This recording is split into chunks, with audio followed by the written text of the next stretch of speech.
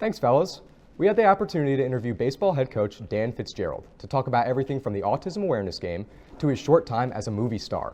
Let's dive in. The sensory adjustments that we make at the autism awareness game, I think some people on the autism spectrum are affected by sound, by sensory things. Others are not. And I'll use my son Max as an example. I think sometimes he wants it loud, sometimes he doesn't. Sometimes he wants it bright and flashy, and sometimes he doesn't. It's not necessarily that, all sound really bothers him by any means, but I think it's more of the awareness of being at a game and having it be as silent as it was, for those first few innings that draws awareness to, wow, something's different, and why is it different? And then you're able to maybe ask yourselves questions or do some more research or really have a memory that is connected to, something that was different. I was really moved by it. Sitting in the dugout for the last 40 some years of my life, honestly, I'm pretty numb emotionally, there's not a whole lot that happens throughout the course of my life that really is that moving, because I've lived through too many seventh through ninth inning one-run games.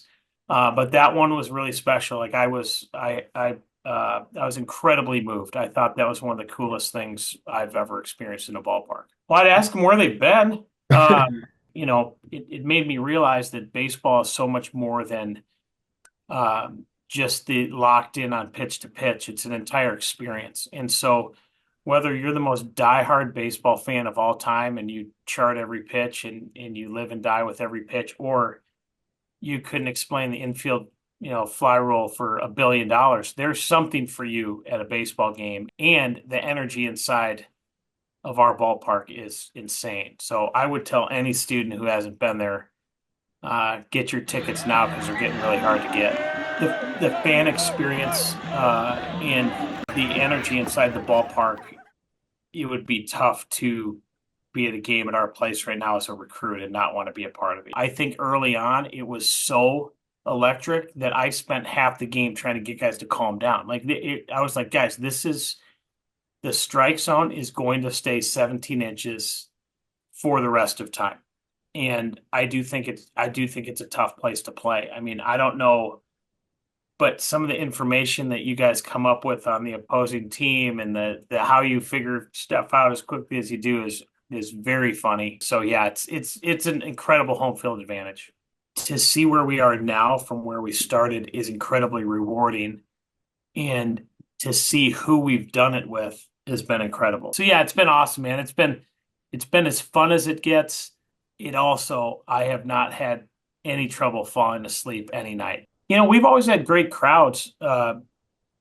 Since day one, we really have. We've drawn well. I think the students this year have added a completely new element, and I just think the excitement around it and the buzz in the air, and I'm constantly hoarse from trying to yell at our guys at second base just to get their attention, to give them signs. Like it's so loud. When they've opened the gates, because all of a sudden there's just that low hum. But in terms of the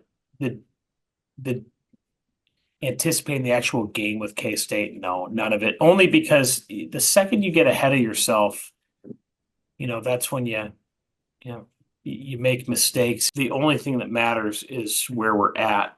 And to get to where we're going, we have to make sure we're driving in the right direction today. Us, winning an extra inning game in our first game of the year is probably a big chunk to why we've been successful in other extra inning games. I'm a huge believer that you don't get better unless you know where you are, and you can't possibly know where you're going unless you know where you are. The one thing that I know you'll get out of us is an incredibly awesome collective team competitive effort. We're going to face adversity, and we're going to have tough moments moving forward, and we're going to have some great ones. But I think everyone can expect us to compete at a really, really high level and continue to get better. once I started coaching baseball, I just really loved it. In terms of playing it, hockey, number one by far. In terms of coaching it, I can't think of anything more enjoyable than coaching baseball. It was a really cool experience, and I'm not a part of the Actors Guild or anything. I think my skates are in a couple scenes in both, but there you will find not in the credits. There's nothing super cool about it, but it was a great experience. And hockey has been I mean, some of the greatest experiences in my life have been around the game of hockey. Mighty Ducks 2 was filmed very differently and a lot quicker. And so that one, there was more open play. Like I've got a couple shots in Mighty Ducks 2 where we were just playing hockey. And finally, we asked the question that everybody wants to know. Will he make a return to the big screen? No, there will be no big screens in the future. We want to thank Dan, as well as the baseball program, for this opportunity. Catch the baseball team back in action this Tuesday against Wichita State.